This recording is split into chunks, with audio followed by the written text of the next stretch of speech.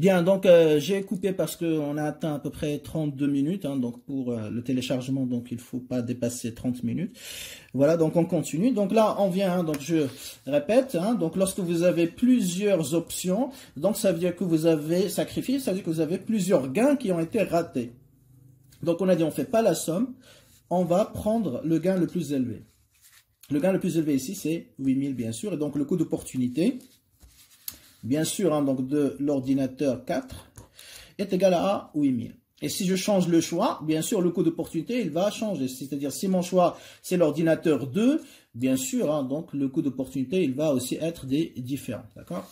Très bien. Donc là, qu'est-ce qu'on retient finalement, hein? Donc le coût d'opportunité, dans le cas de dépenses, il correspond à quoi? Il correspond à une économie d'argent. Combien j'économise, d'accord? Ça correspond à l'économie d'argent.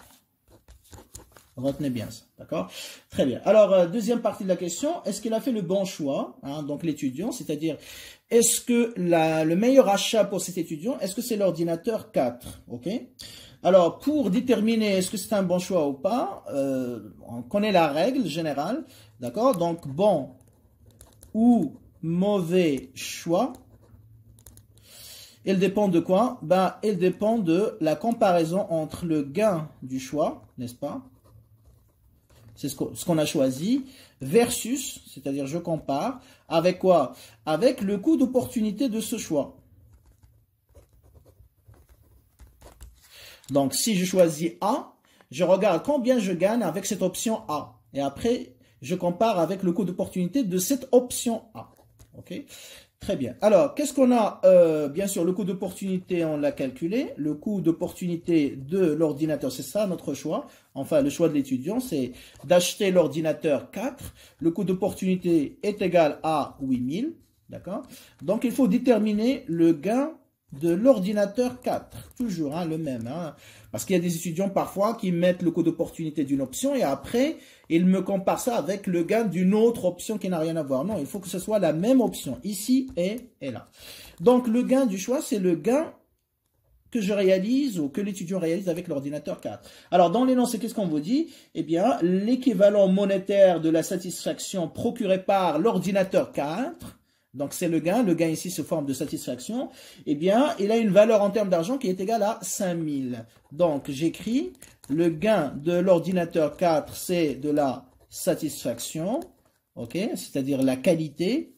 Ici, dans cet exercice, ça peut être autre chose, hein, satisfaction de l'ordinateur 4.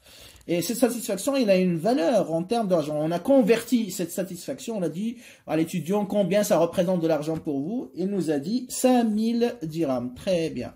Alors là, j'ai les données nécessaires pour faire la comparaison. Donc je vais comparer 8000 avec 5000. Bien sûr, la comparaison elle est claire. Le coût d'opportunité, il est supérieur hein, au gain. Donc, je mets le gain de l'ordinateur 4, ok, est égal à 5000, n'est-ce pas, est inférieur au coût d'opportunité, bien sûr, de l'ordinateur 4 qui, lui, égale à 8000. Donc, qu'est-ce que ça veut dire ça? Eh bien, lorsque l'étudiant choisit d'acheter l'ordinateur 4, il va obtenir quoi comme gain? 5000 dirhams. Très bien.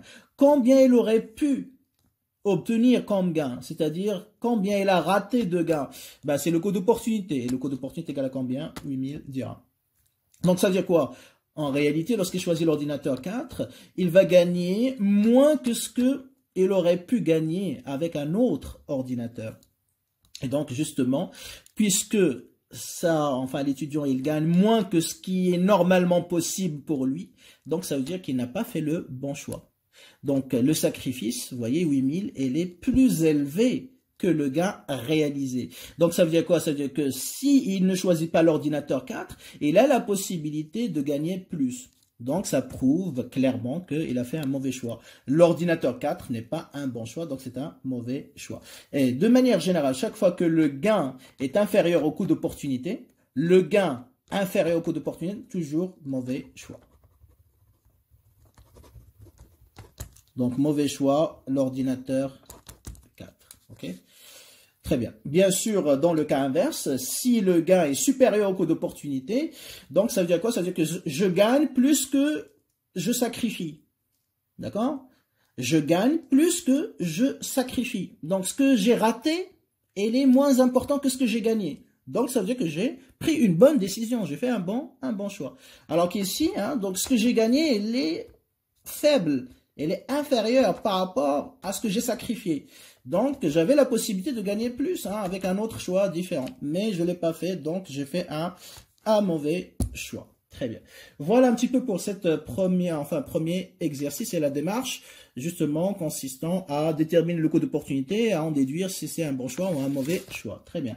Alors, deuxième exercice, on va rester un petit peu à peu près dans la même logique, mais cette fois-ci, on va changer puisque on va remplacer le consommateur, qui était un étudiant dans notre exercice, par le producteur, c'est-à-dire un entrepreneur. Très bien. Comme ça, vous aurez un petit peu les différentes situations.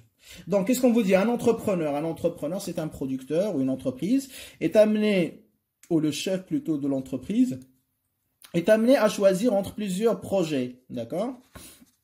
Donc ici, les options, ce sont les projets. Alors qu'ici, hein, donc vous vous rappelez, hein, les options, ce sont les ordinateurs. Donc c'est très important, hein, donc parce que on va dire la difficulté particulière du coût d'opportunité, c'est de bien lire l'énoncé le jour de l'examen.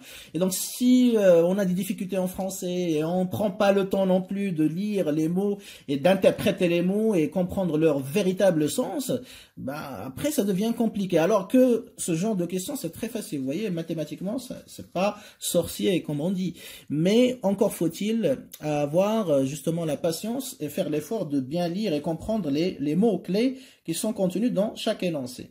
Alors, ci-dessous, vous avez les charges et les recettes relatives à chaque projet. D'accord? Vous voyez le tableau. Je crois que, voilà, c'est visible. Projet 1, donc 3000 de charges, 6000 de recettes. Projet 2, 3000, 5000. Projet 3, 500, etc. OK? Très bien. Alors, la question, elle est là. La question, c'est donner le coût d'opportunité du projet 1. OK? Et deuxième partie de la question, toujours, l'entrepreneur, est-ce qu'elle a fait le meilleur choix possible ou pas? D'accord? Donc voilà, si on vous dit pareil, hein, donc le mot-clé ici, hein, donc c'est le meilleur choix. Je souligne, je l'entoure si vous voulez. Et bien sûr, ici, vous avez le coût d'opportunité.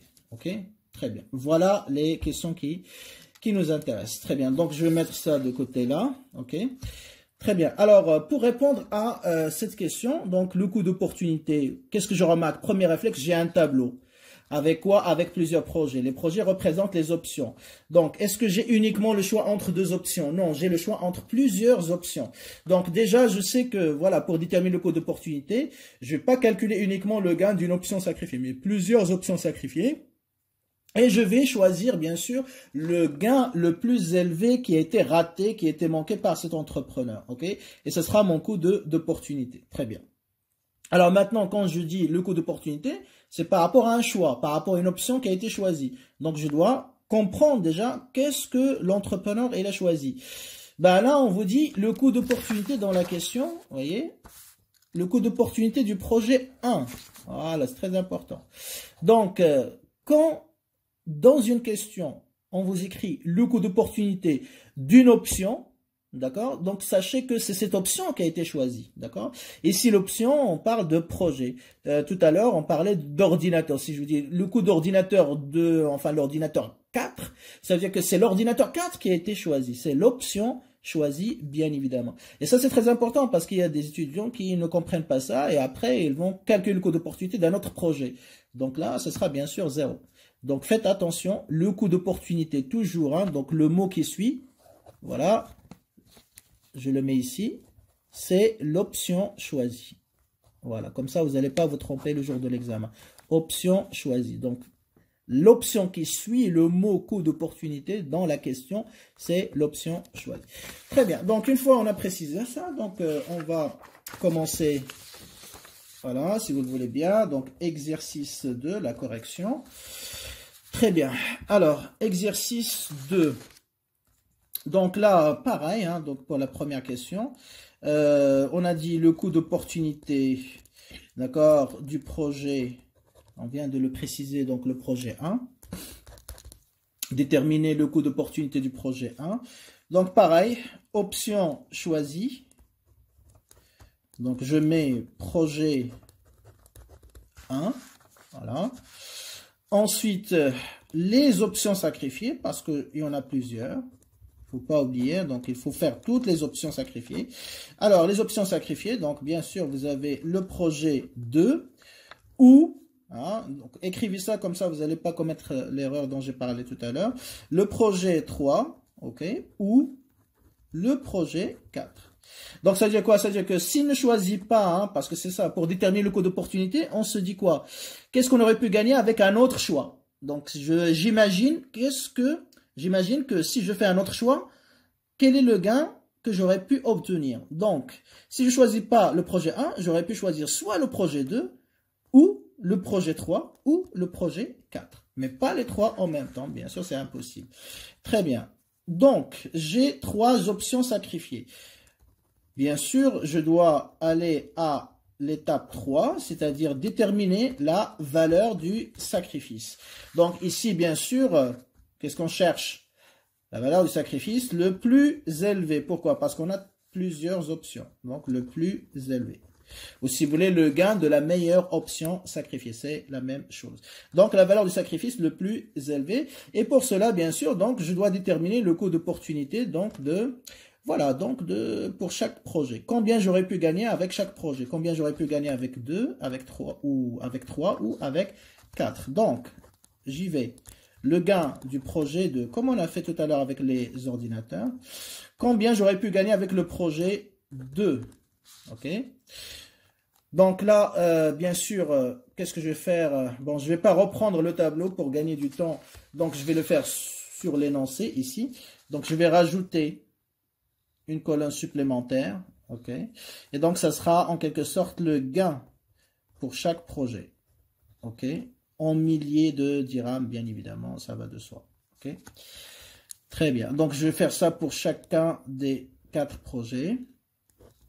Alors c'est très facile, le gain est égal à combien? Ben c'est les recettes moins les charges, ok, recettes moins les charges. Donc pour le projet 1 c'est facile, donc 6000 moins 3000, ça fait plus 3000. Multiplié par 1000, ça fait 3 millions de dirhams, bien sûr. Donc, pour le projet 2, c'est 5000 moins 3000, ça fait plus 2000. Pour le troisième, 900 moins 500, donc ça fait 400. Plus, toujours. 11 000 moins 10 000, ça fait plus 1000, bien sûr. Et pour le dernier, plus 500. OK? Voilà. C'est bon? Très bien. Alors, qu'est-ce que je vais faire? Ben, le gain, voilà, c'est justement hein, donc ce que je viens de calculer pour chacun des projets. Ok. Alors, certains, ils vont justement, ils ont commis cette erreur, ils ont travaillé uniquement avec les charges ou avec les recettes. Non. Hein, donc, lorsque vous avez un tableau le jour de l'examen avec des recettes et avec des charges, il faut faire la différence entre les deux. Il faut travailler avec ce gain net ou si vous voulez le bénéfice net. Voilà combien il va faire rentrer comme argent et combien il dépense d'argent. Et la différence, ça vous donne le gain net. D'accord? Très bien. Donc là, bien sûr, hein, donc, le gain du projet 2, il est là, sacrifié. Donc, s'il avait choisi le projet 2, il aurait gagné 2000 dirhams. Donc, je ne vais pas faire 2000 moins 3000. Attention. Le moins, c'est-à-dire dont on a parlé dans l'application, l'exercice précédent, on le fait uniquement pour calculer l'économie d'argent. Je prends la différence, je calcule la différence entre la valeur la plus chère et la valeur la moins chère. D'accord? C'est ce qu'on a fait pour les ordinateurs parce qu'on dépense de l'argent. Mais ici, le gain, il est déjà calculé. Donc, vous n'avez pas à faire 3000 moins 2000 ou le reste. Non. Hein? Donc, vous prenez juste le gain directement et vous le mettez.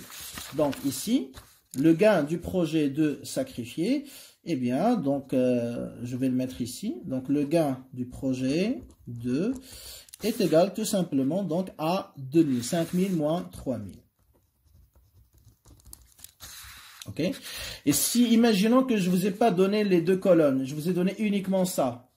D'accord? Cette colonne. Donc, vous allez directement travailler avec cette colonne, c'est-à-dire que le gain sacrifié du projet 2, Voilà. Combien j'aurais pu gagner avec le projet 2, c'est 2000. J'ai raté de 2000 directement. Donc, vous n'avez rien à faire comme opération. OK? Très bien. Donc, je continue. Le gain du projet 3. Donc, pareil, je reviens à mon tableau. Combien j'aurais pu gagner avec le projet 3? Ben, 400, tout simplement. OK? Donc, je mets 400. Je continue. Le gain du projet 4, ok. Eh bien, on a trouvé combien? Plus 1000. Donc, je vais mettre 1000. Vous voyez?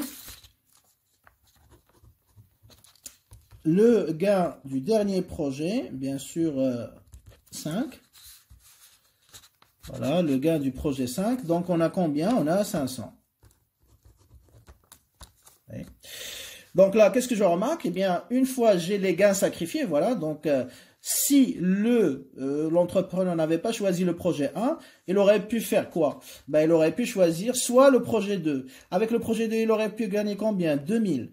Soit, c'est-à-dire où il aurait pu gagner 400 avec le projet 3, ou gagner 1000 dirhams avec le projet 4, ou 500 avec, bien sûr, le projet 5. Donc, quel est le gain à sacrifier le plus élevé par cet entrepreneur? Bien sûr, c'est la valeur la plus élevée, c'est 2000.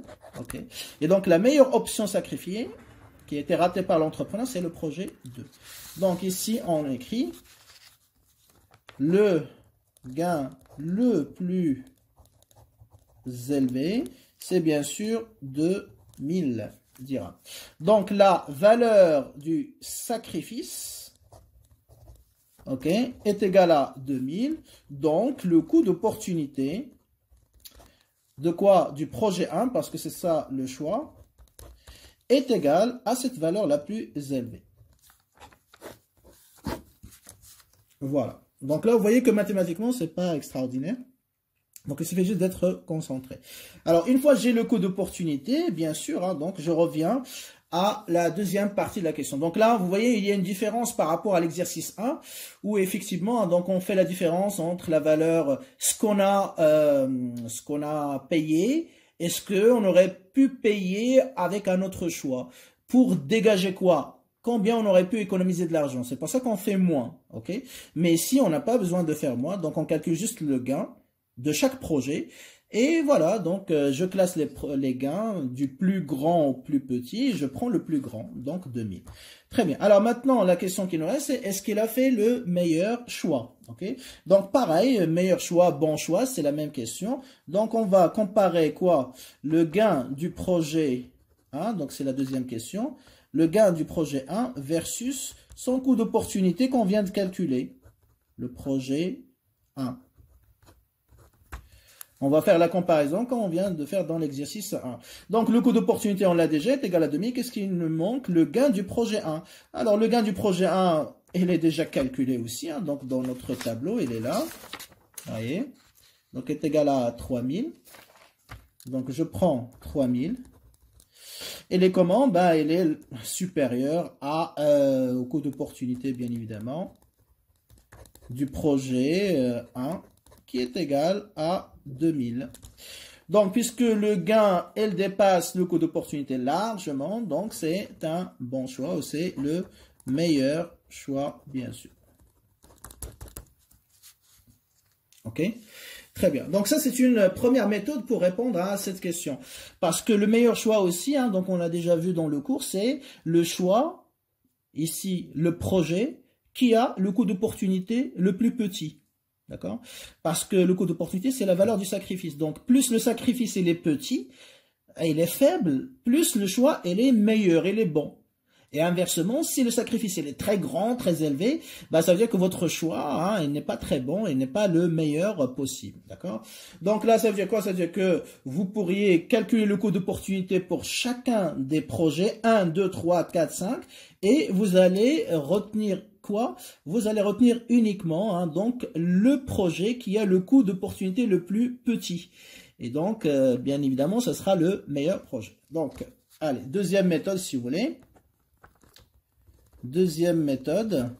Donc, le meilleur choix ou la meilleure option, d'accord? Le meilleur choix, c'est celui toujours qui minimise hein, le coût d'opportunité.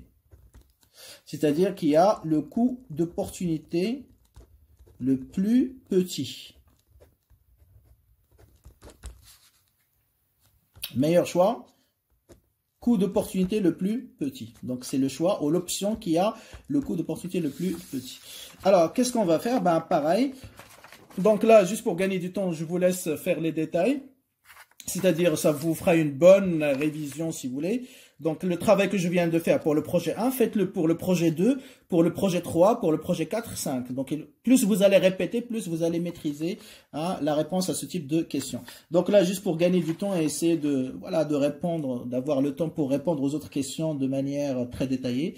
Donc, je vais donner le résultat directement, mais pas directement final, mais voilà, juste pour chaque projet. Donc, on a dit pour le coût d'opportunité, je vais expliquer bien sûr d'où vient le résultat. Donc, le coût d'opportunité du projet 1, on vient de l'établir, est égal à 2000, n'est-ce pas? Très bien. Donc, qu'est-ce que je vais faire? Je vais calculer le coût d'opportunité pour le projet 2, pour le projet 3, 4, 5. Et je vais démontrer, il faut que je démontre que le coût d'opportunité du projet 1, c'est bien sûr donc le plus petit. Très bien, allons-y. Alors, pour le coût d'opportunité du projet 2, très bien. Alors, si je choisis le projet 2, qu'est-ce que je vais sacrifier? Je vais sacrifier le projet 1, 3, 4 et 5. Très bien. Donc là, je vais juste éviter d'écrire tous les détails que je viens de faire parce que sinon, on va gaspiller le temps. Donc, si je choisis 2, ici, je choisis le projet 2, j'espère que c'est visible, voilà. Si je choisis le projet 2, je vais renoncer, je vais abandonner, sacrifier 1, 3, 4, 5. Et si je sacrifie 1, 3, 4, ou 3 ou 4 ou 5, je vais renoncer, sacrifier aussi le gain du projet, bien évidemment. Hein, donc 1, 3, 4 et 5. Ok. Donc, combien j'aurais pu gagner avec le projet 1? 3000, n'est-ce pas? Avec le projet 3, j'aurais pu gagner 400. Avec le projet 4, j'aurais pu gagner 1000. Avec le projet 5, j'aurais pu gagner 500. Donc, quel est le sacrifice ou le gain le plus élevé que j'ai sacrifié? Donc, j'ai 3000, 400, 1000 ou 500. Donc, c'est 3000 qui est le plus élevé. Voilà. Donc, c'est le gain le plus élevé. Donc, c'est pas la peine que j'écrive tous les détails, etc. Donc, je vais mettre directement le résultat. Donc, le coût du projet 2, le gain le plus élevé qui a été sacrifié en choisissant le projet 2, c'est le gain que j'aurais pu gagner avec le projet 1. Et combien j'aurais pu gagner avec le projet 1? Ben, 3000 dirhams. 3000 fois 1000, ben, enfin 3 millions de dirhams pour être plus exact. Très bien. Le coût d'opportunité du projet 3. Ben, pareil, je vais faire le même raisonnement ici. Vous voyez, ça se répète. Alors, si je choisis le projet 3, ici, ça veut dire que je vais abandonner projet 1, 2, 4, 5. Et les gains qui vont avec. Combien j'aurais pu gagner avec le projet 1? 3000. Avec le projet 2, j'aurais pu gagner 2000. Avec le projet 4, j'aurais pu gagner 1000. Avec le projet 5, 500. Donc, quelle est la valeur la plus élevée parmi ces gains? C'est-à-dire 3000 ou 2000 ou 1000 ou 500, ben c'est 3000 toujours. Donc, le coût d'opportunité du projet 3, c'est 3000. Très bien. Et enfin, le coût d'opportunité, bah, on n'a pas encore terminé. Le projet 4, bien sûr. Alors, le coût d'opportunité du projet 4, donc ça veut dire quoi? Ça veut dire que si je choisis ce projet-là, je vais renoncer au projet 1, 2, 3 et 5. Okay. Combien j'aurais pu gagner avec projet 1? 3000 toujours. 2, 2000. 400 et 500. Quelle est la valeur la plus élevée? Bah, toujours 3000. Et enfin, maintenant, c'est le projet 5.